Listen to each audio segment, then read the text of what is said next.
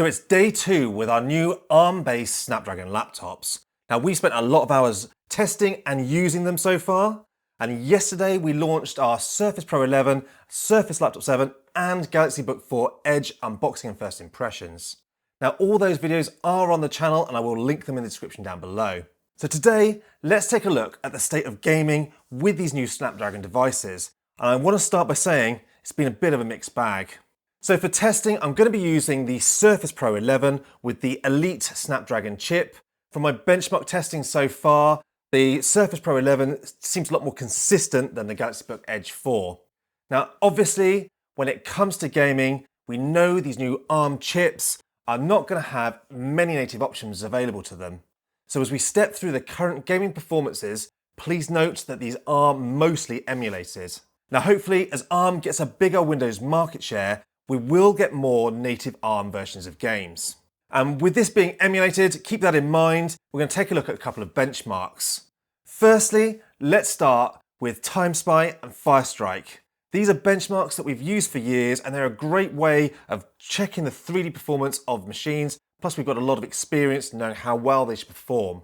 Now TimeSpy score on initial inspection, it looks very average. But when you consider it's actually beating the Surface Pro 9's 1245U CPU and it's using it in emulation, that's actually pretty damn good.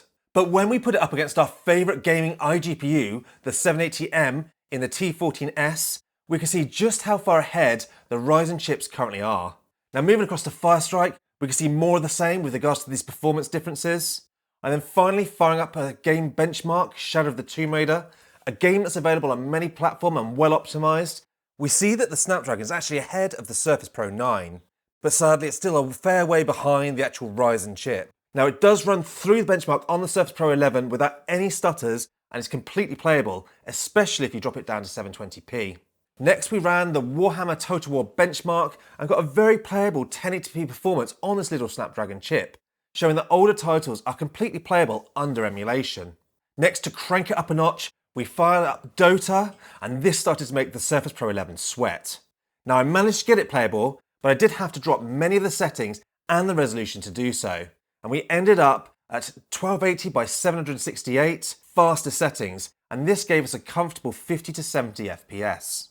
Now throughout all of the testing, fan noise was minimal and it took quite a while to even fire up. Now we measured with our decibel meter a maximum of 42 decibels, which was just a pleasant whoosh in the background.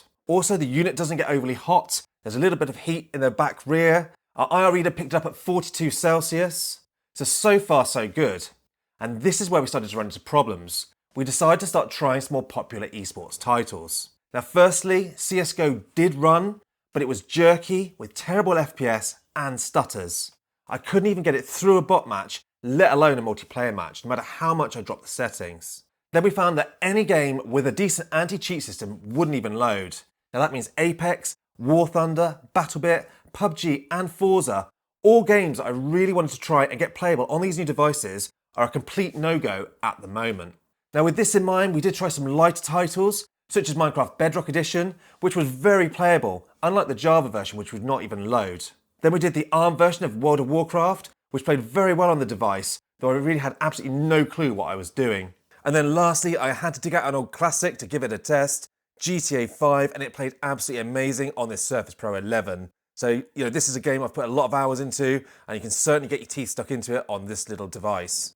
So in conclusion, I would say do not buy these devices for gaming at the moment. But if you're buying one for work, then indie titles, single-player games without the anti-cheat should all work fine.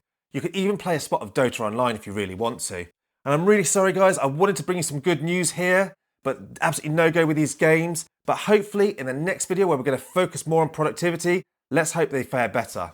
Now with all of the hype from Microsoft, I had hoped for slightly better, but this is Microsoft after all. Now I will test this again in the future once we get some updates, but as of the moment, I am pretty disappointed. Now as always, I'd love to know what you guys also think. Is this the performance you were expecting, or were you like me caught up with the hype train? Put your comments down below and I will get back to you. And as always, thanks for watching.